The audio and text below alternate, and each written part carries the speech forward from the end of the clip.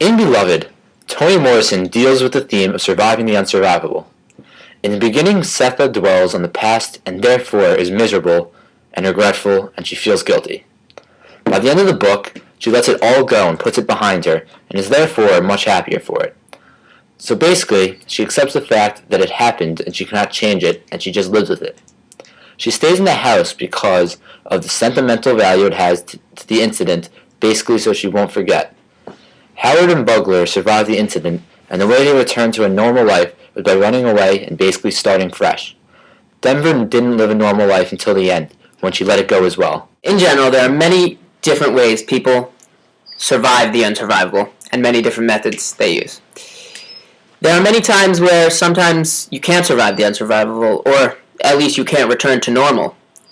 And like in Setha's case at the beginning, you feel so guilty that you don't even want to return to normal because you're haunted by your guilt.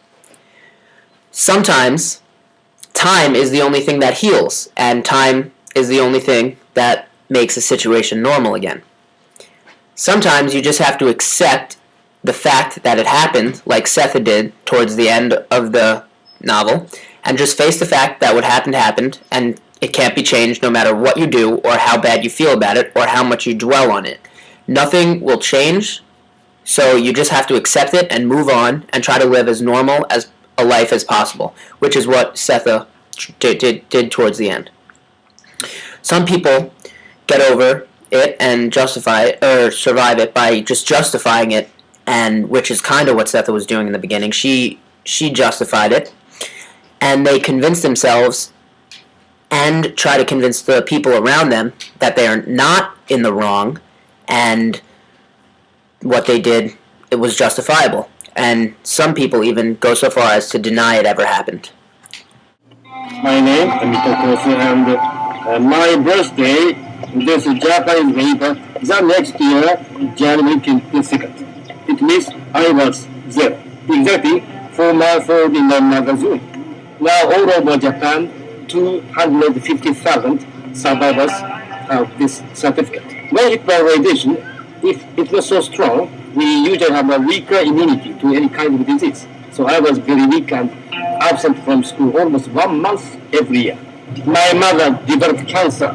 She suddenly had a high fever with enduring pains all over. She cried, kill me. And even injection couldn't listen happening so easily. So she was confined to bed almost 4 months with that movie. But she had a very strong mind, and she had a hard exercise for rehabilitation. And she's now very well. She's like my grandson. It's amazing. All the doctors said it was miracle that she got well. My father and my grandfather were here on that day. One died soon and the other survived. The lucky person was my father. He was a teacher and his schoolhouse was 3 kilometers from here. He stayed there 2 whole days looking for the missing students. All his life, very stubborn. I think it's my duty as a survivor to let the business know that I'm here. I think it's my lifeline. In the first narrative, he talks about his mom trying to give up, where he says, kill me. He talks about his dad and how he believes it's his duty to spread the word and let people know what happened.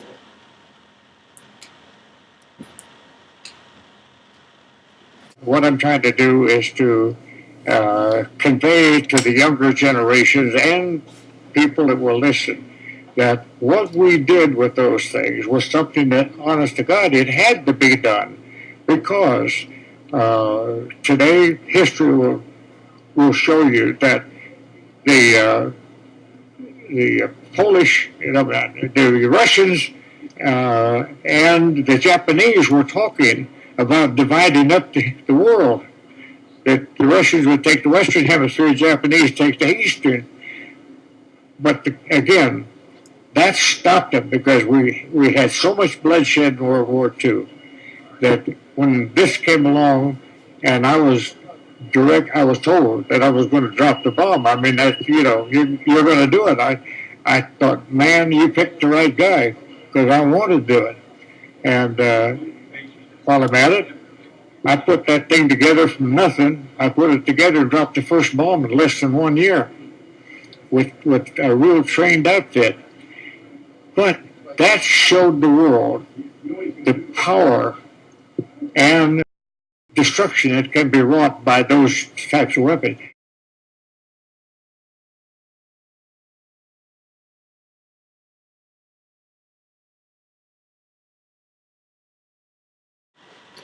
In the second narrative, Paul Tibbets is using the method of justification.